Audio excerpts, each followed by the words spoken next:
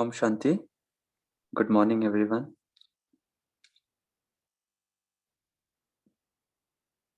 So today we are back for another session of Baba's Murli. It's very lucky that each of us gets chance to really imbibe teachings of Baba, knowledge, and each of these Avyakt Murli really has great message which Baba always gives us.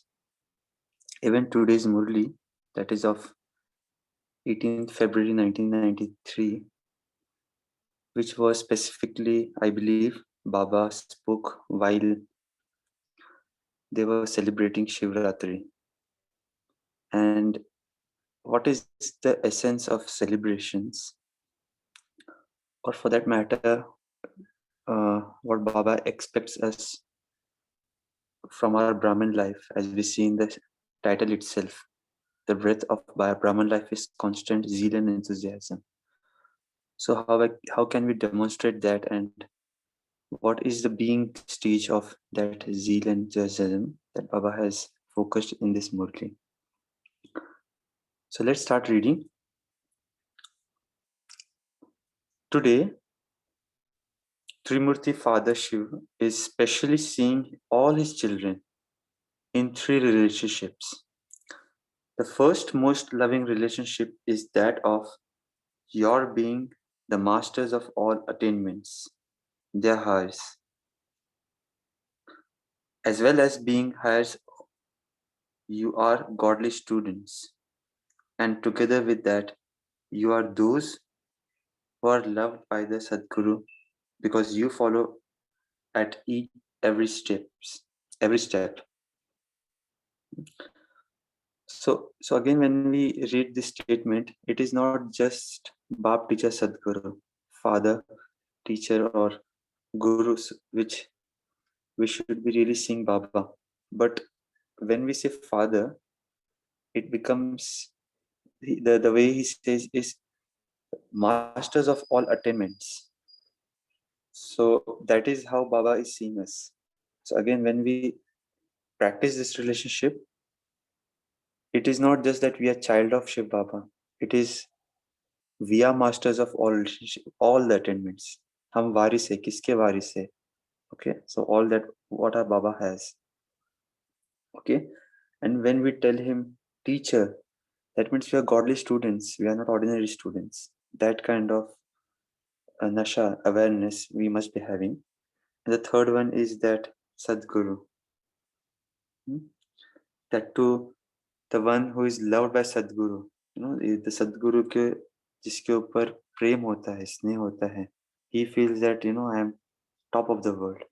So that is the way Baba looks at us as. Trimurti Father Shiva is seeing the children, especially in these three relationships. In fact, you are the souls who have the experience of fulfilling the responsibility of all the relationships. We have the experience of fulfilling the responsibility, okay? Baba has used the word fulfilling the responsibility of all relationships. But today, Baba is especially seeing the three relationships. Everyone loves these three relationships. Today, all of you have come running here with enthusiasm in order to celebrate Trimurti Shiv Jayanti. Have you come to give congratulations to the Father, or you have come to receive congratulations from the Father? Okay, so this is again strange statement which Baba always mentions. Whether you give congratulations or you take or you receive congratulations. And you know, whenever there is a festival, we are so busy congratulating others. Congratulations. But we don't really focus if somebody gives us congratulations. We don't really accept that. We are more in the giving thing. So Baba over here says that no matter you're telling Baba congratulations due to Shiv Jayanti, but do we really experience that when we receive it? Baba further says, what would you say? You have come to do both. Since the very name is Shiv Jayanti and Shivaratri, what does Trimurti prove? What does he do through Prajapita Brahma? He creates the creation of you Brahmins. Okay, because when we say Shiv Jayanti, it just focuses on Shiv, but the important thing is that he creates the creation of you Brahmins. You are then sustained. So the word Trimurti proves that together with Father, there are also you Brahmin souls. So this is the beauty of God, that he doesn't just wants to glorify himself. He adds his kids, his children as well. What would the Father do by himself?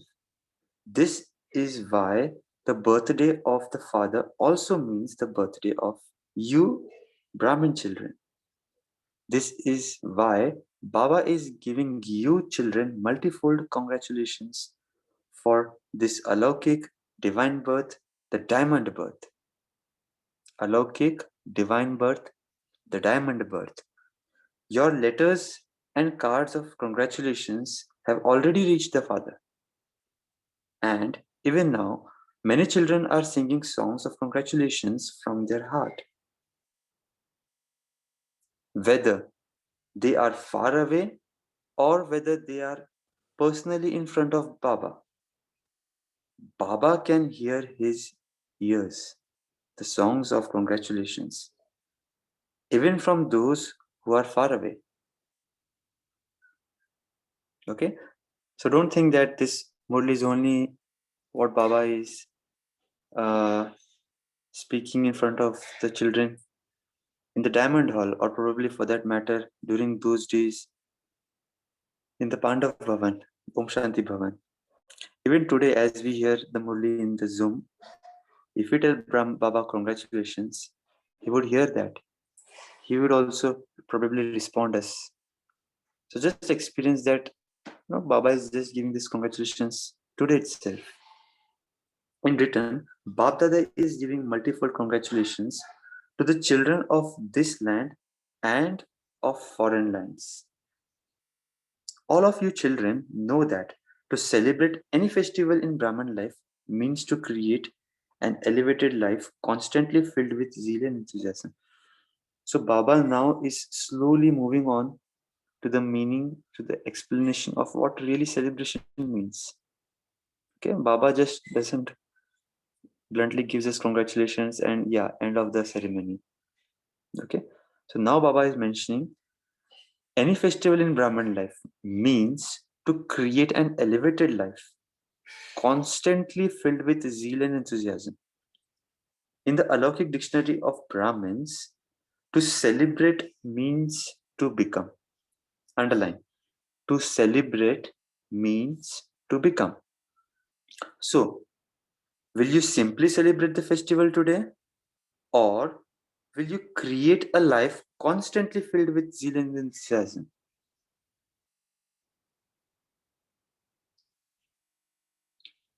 Okay, so this Baba is generally speaking for any festival, not only for Shivaratri. So any festival when we greet each other, it is just for that day, or can we take that congratulations or greetings for the entire life? You have a life when there is breath in that physical body. What would your life be if your breath finished? It would be finished. So too, the breath of Brahman life is constant zeal and enthusiasm. Okay, so he's comparing the inhalation, exhalation, which we do from our nostrils in order to survive the physical body, to zeal and enthusiasm, which is probably the breath, as Baba mentions, of Brahman life.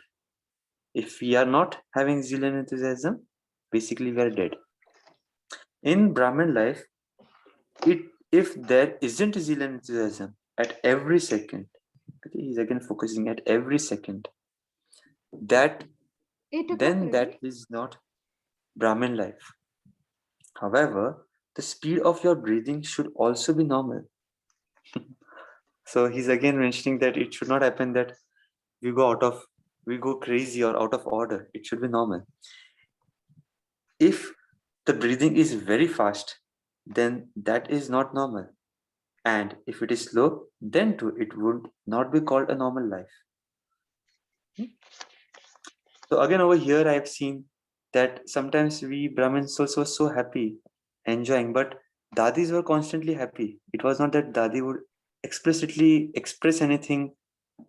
And again, when there was any sad news, we saw that Dadi again they were never sad. They were always constant.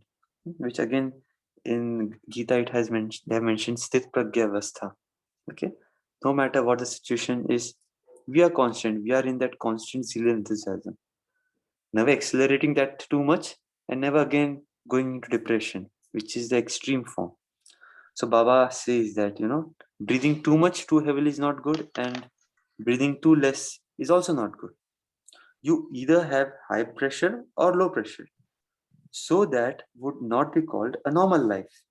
So here too, check. Is the speed of the zeal and enthusiasm of my Brahman life normal?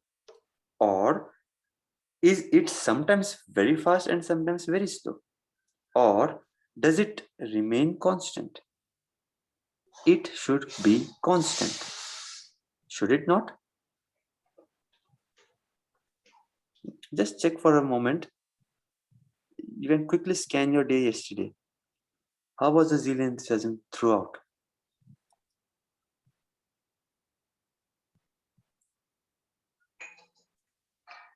Was it too high during the day? Maybe we can go on mute. Okay, those who are not speaking. So, was it very good at certain points of time? Was it not present at some points of time? Or the other way? Let's quickly check.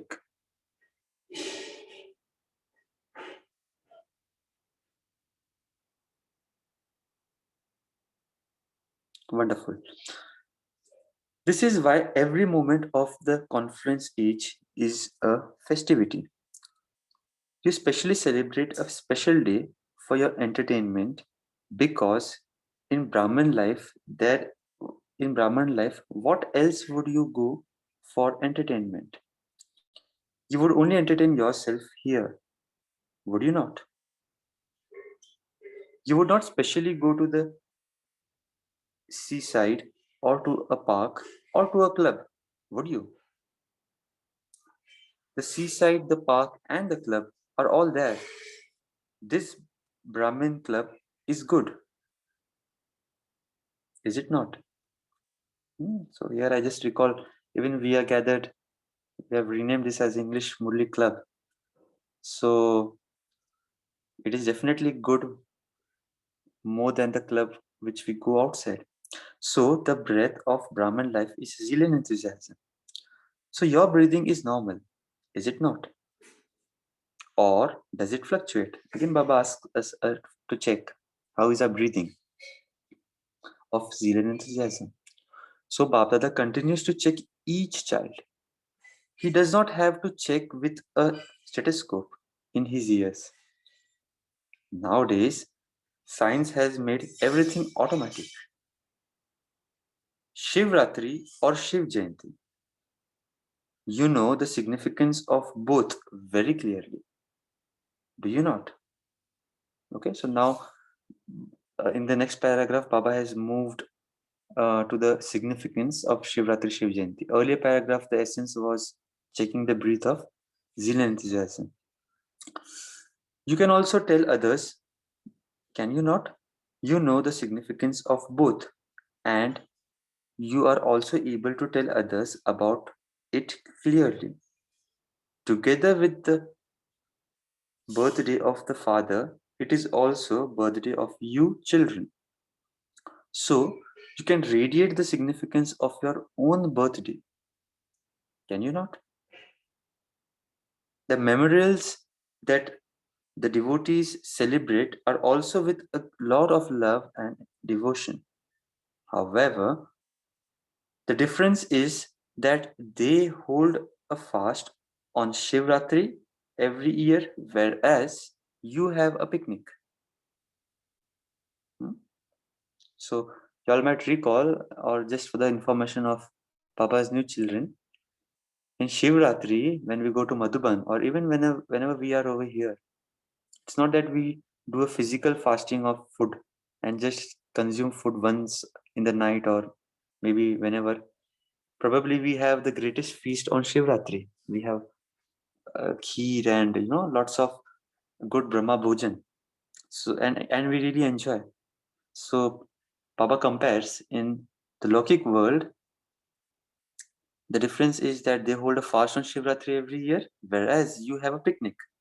As soon as you take birth, all of you have a fast just once for all time. That is for the entire Brahmin life. So the fasting which we do is probably not the food one.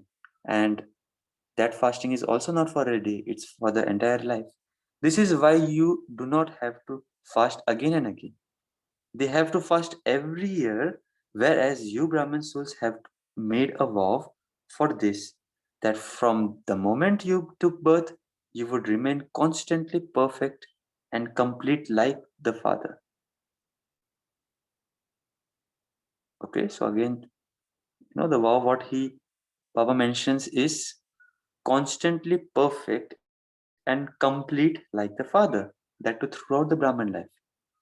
Hmm. You have made this firm vow, have you not? Or is it still a little weak?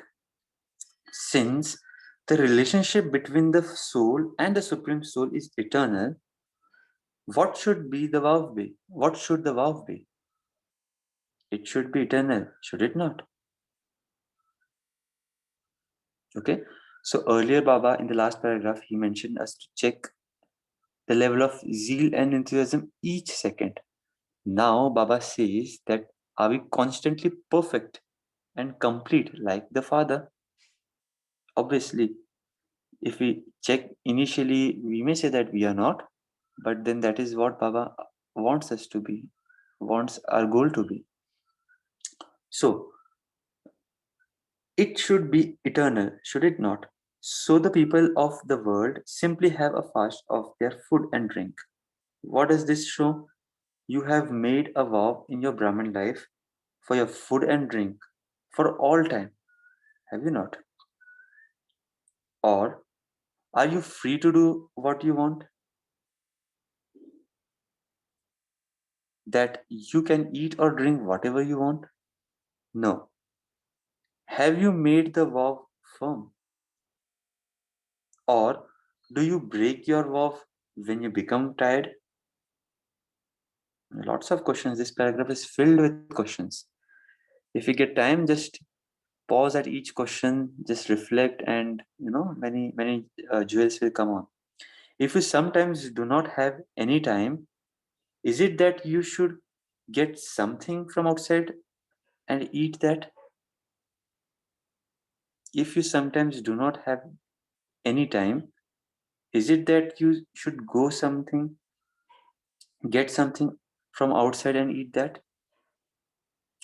Do you sometimes become slack in fulfilling your vow? Look, your devotees have a fast, even if it is once a year, but still follow that code of conduct. Since your devotees are firm in their fast, how firm should you be? Are you firm? Or do you sometimes become slack? It doesn't matter if we offer bhog tomorrow or not today and not today. So, this is a memorial of your unlimited fast in the life of you Brahman souls.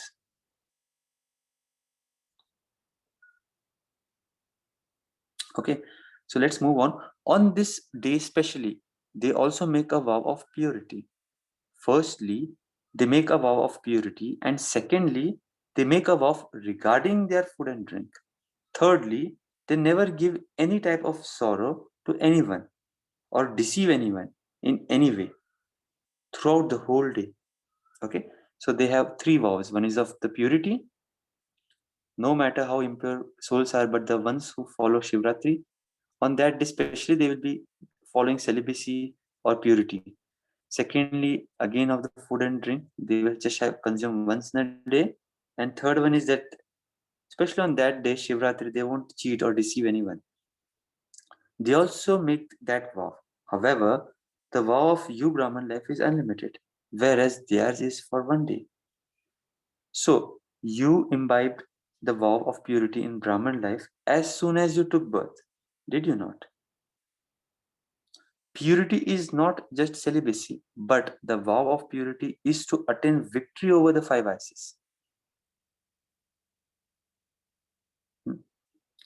This is called the vow of purity.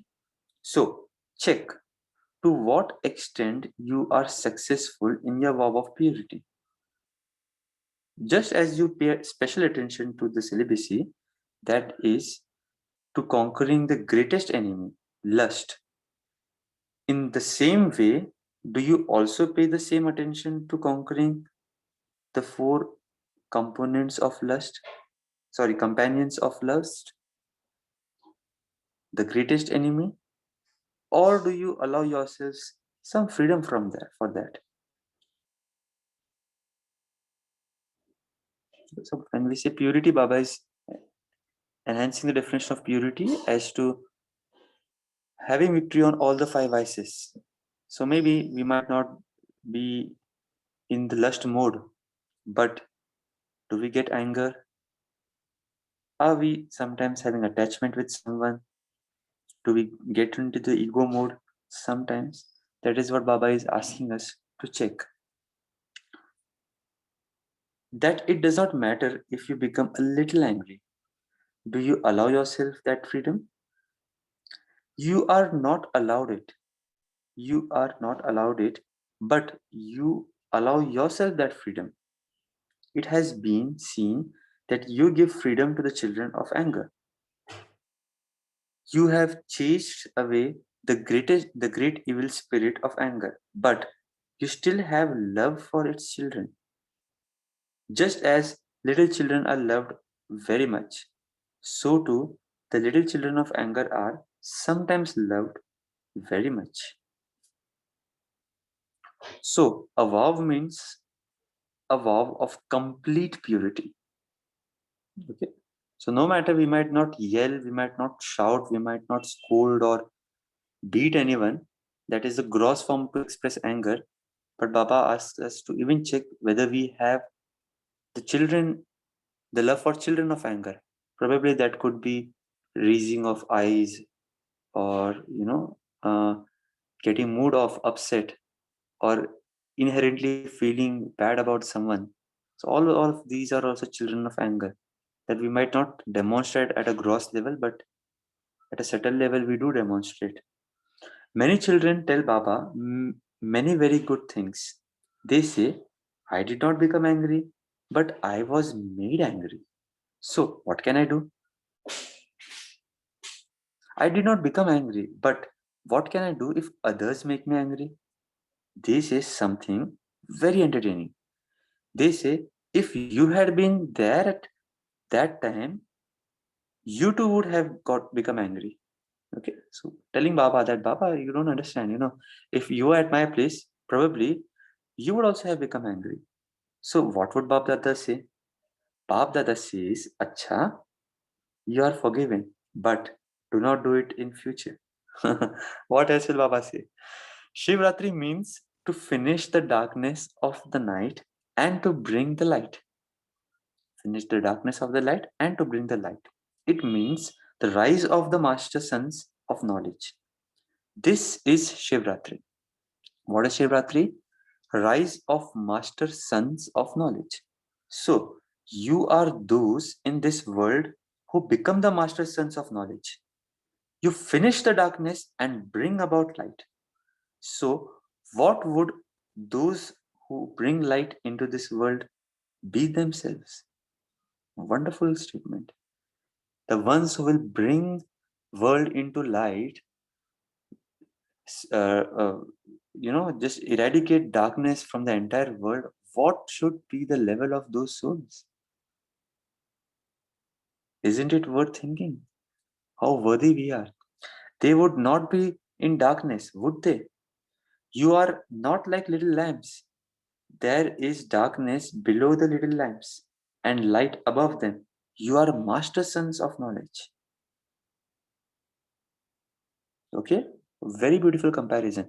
Little lamps, if you are seeing the diyas and all, they have darkness below. They just spread the light above. But if you see sun spreads like light like anything. There is no darkness. There is no shadow of sun. So we are that master sons. So a master son of knowledge is himself the form of light and might, and also gives light and might to others. So where there is constant light, there is no question of darkness. There cannot be any darkness. So complete purity means light. Darkness cannot remain with those souls who dispel darkness. So he has compared that quality of lamp versus sun with the quality of constant purity. It's not that just compromising with that couple of times, just like Diya, it would be good. Baba wants us to be like sun, constantly out of darkness.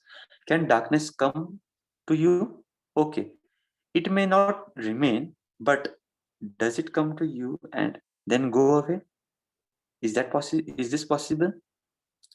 If there is this slightest trace of any vice, would you call that light or darkness? So there isn't any darkness, is there? If you have finished, has it not? You show the picture of Shivaratri, do you not? What do you show in the picture? That the darkness is being dispelled, or does a little still remain? What will you specially do on this Shivaratri? Will you do everything? Will you do anything? Or will you just host a flag? What will you do? Will you just make a promise as you do every year? I will not do this, I will not do that, and then do that? It is not like that, is it? You were also told earlier that a promise means that even if you die, the promise should not be broken, no matter what you have to renounce, no matter what you have to hear. Your promise should not be broken. It should not be that when there are no problems, your promise is fine, but when there are problems, or when any problem comes, the problems becomes powerful and your promise becomes weak. This is not a promise. This is not called a promise. A promise means a promise. So you should make a promise with your mind, not just in words. Those who make a promise because of others asking them to have a powerful thought at that time. Those who make a promise when others ask them to have power, but not all powers. You make a promise in your mind, and to whom do you make it? To the Father. Okay, it's very important. Probably promise to others could also be broken, but here whom are we making promise to? To the Father, to the Almighty. To make a promise to the Father and to take it with your mind means to take the mind Man Mana Bhava. This mantra of Man Mana Bhava then constantly becomes the weapon for any situation. However, this will happen when you make it with the mind. It should enter your mind, I must not do this. If there is a thought in this mind, I will try, I have to do it, I have to become. What will happen if I don't do like this? What will I do? That is why I had better do it. This is then known as a little bit of compulsion. Those who do it with the mind will never think it has to be done, it must be done. They will think that the Father has said it, and so it is certain that it has already happened. Okay, so they will not see that अरे ये करना पड़ेगा, अभी बोला है तो करना पड़ेगा, मानना पड़ेगा, नहीं. They will also always mention that the Father has said, so it has to be absolutely happening. This is the promise of those who are the first number, whereas the promise of second number is we have to become, we have to do it, but we don't know when will it happen. It means that those who think if or if have become parrots. Bap Dada has the complete file of how many times each one has made a promise. The files have become very, very thick. You must no longer compile a file, but make it final. Whenever someone says to Bap Dada, let's let us, I'll just complete this paragraph. I know the time is up. Let us make everyone write a note of their promise. The whole file emerges in front of Bap Dada. Do you still want to do this? Do you still want to add papers to your file, or will you make a final promise?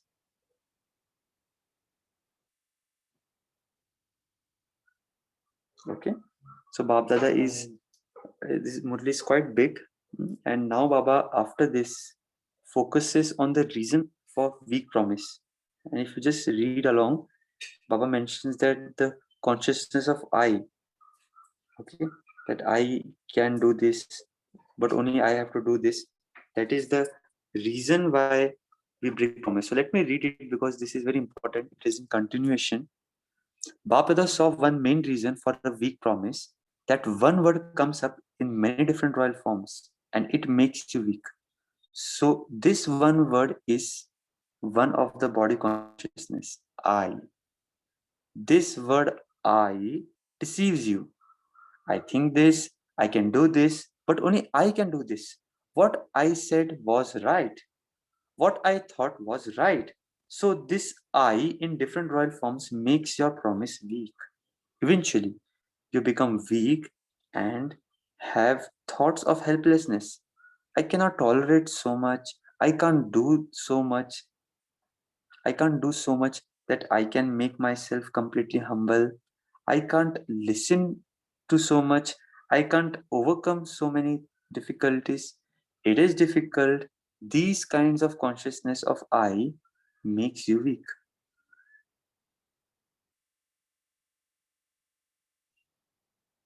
There are many good royal forms. However, look in your own life to see to what extent this consciousness of I comes up in the form and comes up in the form of your sanskars, in the form of your nature, in the form of your feelings, in the form of your motives, in the form of your words, in the form of your relationships and connections. So we should check how does this sanskar of I, Baba has mentioned around 8 to 10 statements with which we demonstrate the I. It may not be in the gross forms as Baba mentions earlier, it could be even in the subtle forms. So he asks us to check in these 6 forms: sanskaras, natures, feelings, motives, words, relationships, and connections. He asks us to check in all of these forms, and they do come up in a very sweet form. At Shivaratri, there is the sacrifice of this I. The poor devotees offer the sacrifice of a goat that bleats meh meh, but it is this I, the sacrifice of this. They celebrate this memorial of all of you in a different way. Have you sacrificed this, or does the little of consciousness of I still remain to be sacrificed? Okay, so again, Baba asks us that how much the percentage of sacrifice is. Since there is love for the Father, everyone has passed in the subject of love. Will any of you say that you have 75% love or 50% love? When it comes to love, all of you would say that you have more than 100%. The Father also says, you are those who have true love. and that you have passed in this. What is renunciation when there is love? Make a promise that with your mind and let it be determined promise. Check yourself again and again. Is the examination powerful or is the promise powerful? Because one examination or other weakness, because one examination or other weakens your promise. Let's stop here. Let's sit back 30 seconds and quickly summarize the essence, what Baba really wants to see today in the Murli.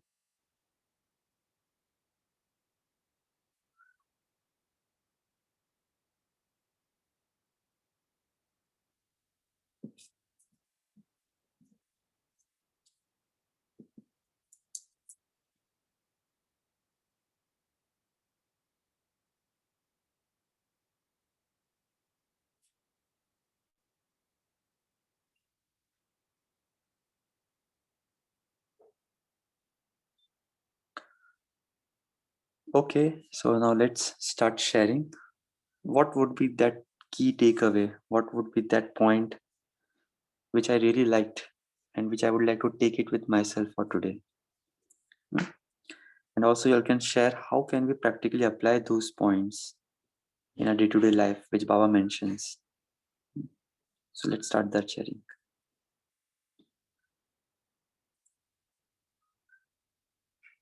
Just a second, I'll unmute you all. Yeah, go ahead. Om Shanti. My takeaway point from today's Murli is, I like this point. The vow of promise is to become victorious in all the 5 vices. A vow means a complete purity. There should be completeness in it. Om Shanti, not just saying in words, but making a promise through words. But making a promise through mind. Om Shanti.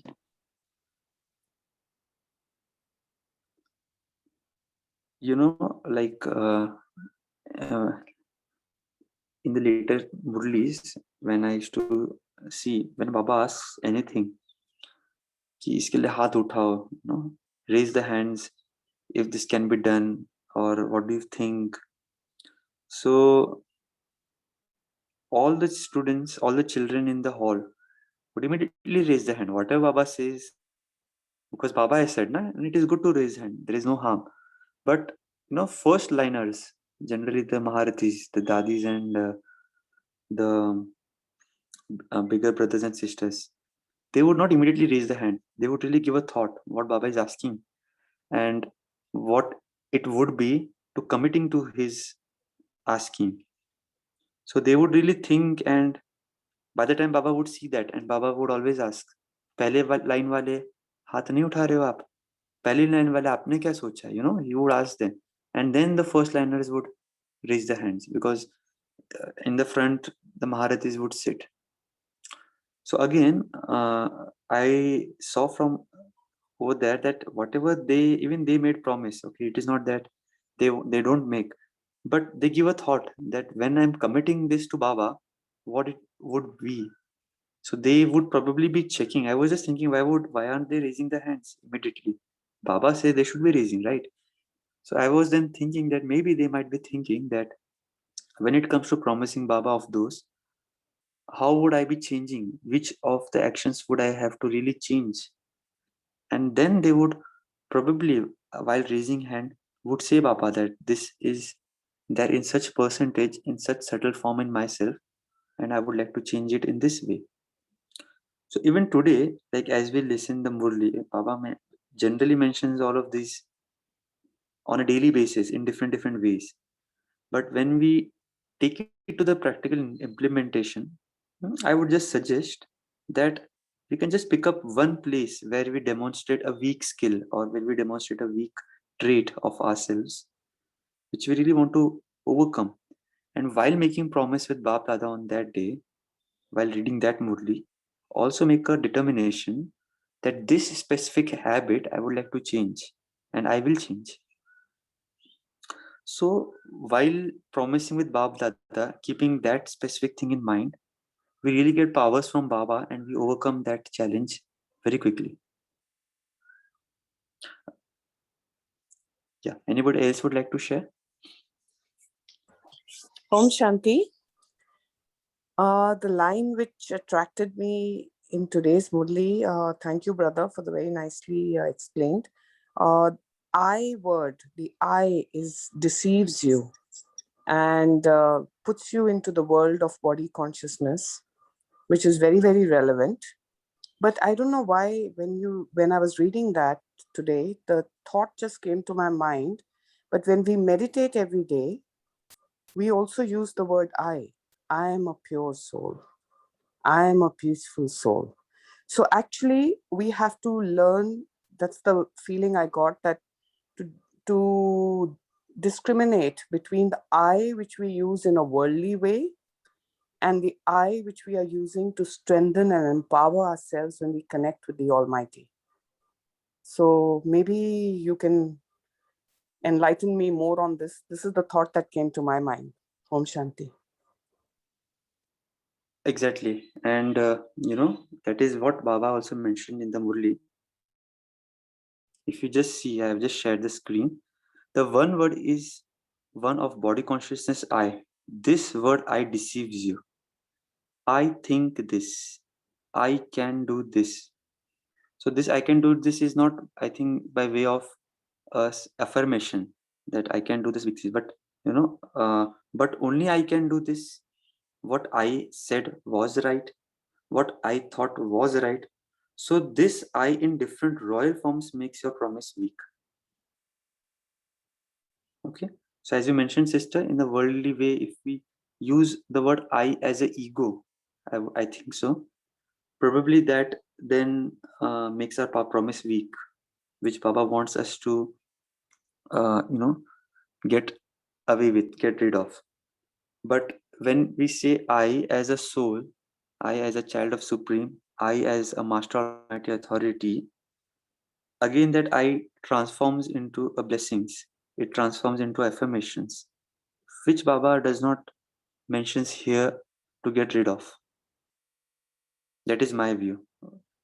Would anyone else like to share or add on to this? What is your interpretation of? Yeah. Brother, that is what, as you said, when we sit for meditation, we are totally in soul conscious, right?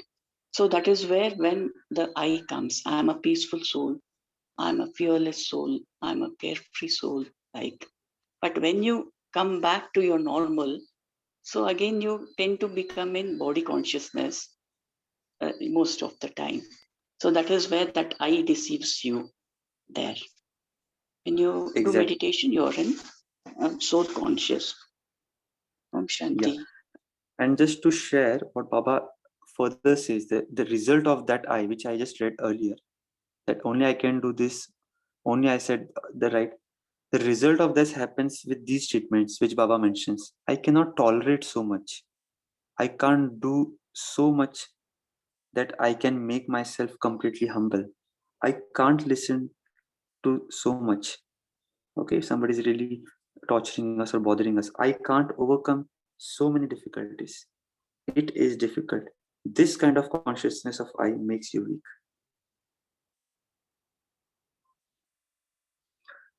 Okay, anyone else would like to add Om on? Shanti. Yeah, Om Shanti. Mhm. Very nicely felt the purest vibrations. And Sister Harpreet, uh, I hope I said her name correct. What she said, ki this I-ness, it dissolves, yes, but their stage comes once when you are really in combined Sarup, you are in the ultimate bliss of that one and one, then this I also dissolves. Which I? That soul. I mean, the time comes when uh, this body consciousness, obviously that to melts the moment we feel we are connected. We come into the intoxication of being soul conscious.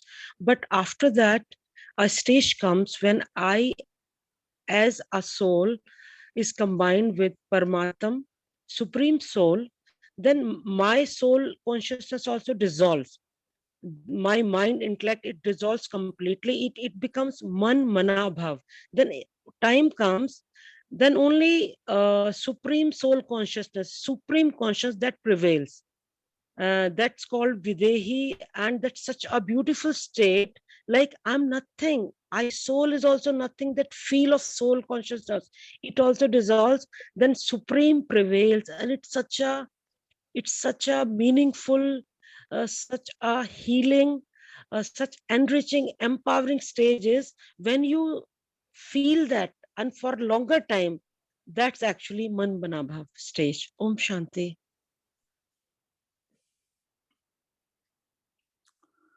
Sure, thank you.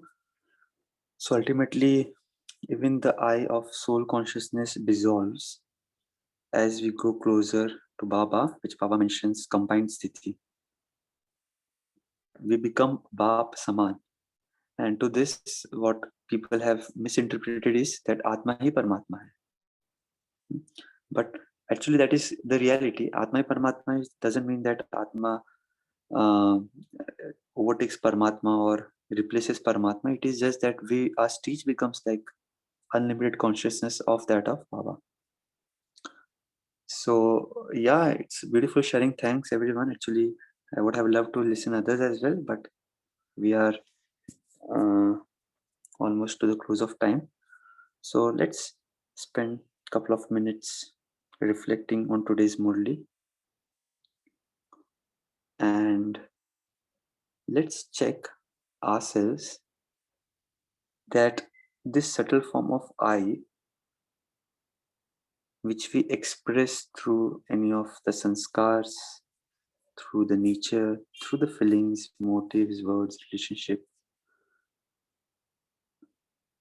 is there any such thing which I would really like to overcome?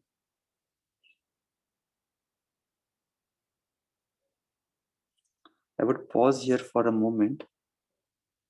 Let's check ourselves deep.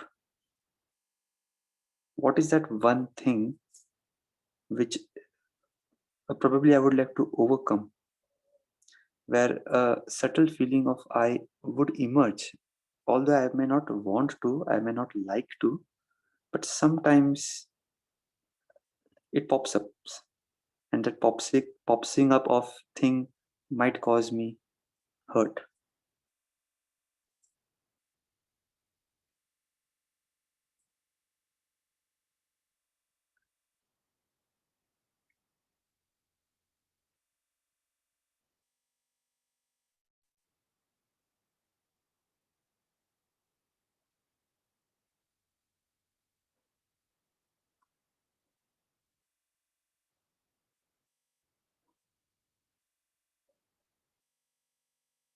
Okay, now quickly go to the subtle reasons.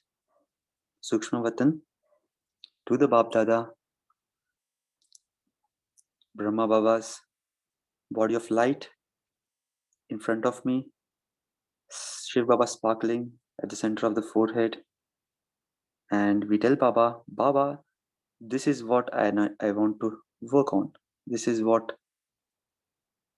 I want to empower on. And experience Baba telling, my dear child, you have done this sculpt before as well, and you will definitely do it. It's not difficult. I am with you. Experience Baba's hands of blessings over our forehead. We getting empowered from Baba.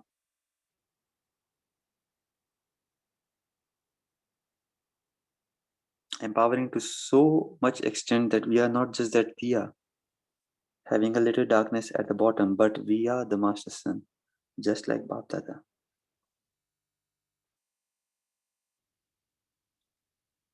Thank Bap Dada. Bap Dada, thanks for giving me a chance to reflect on. And yes, I will work on this. take that blessings from Baba, and back we are in our body, ready for my day ahead and experiencing that blessings, that powers from Baba throughout in my thoughts, words, and actions.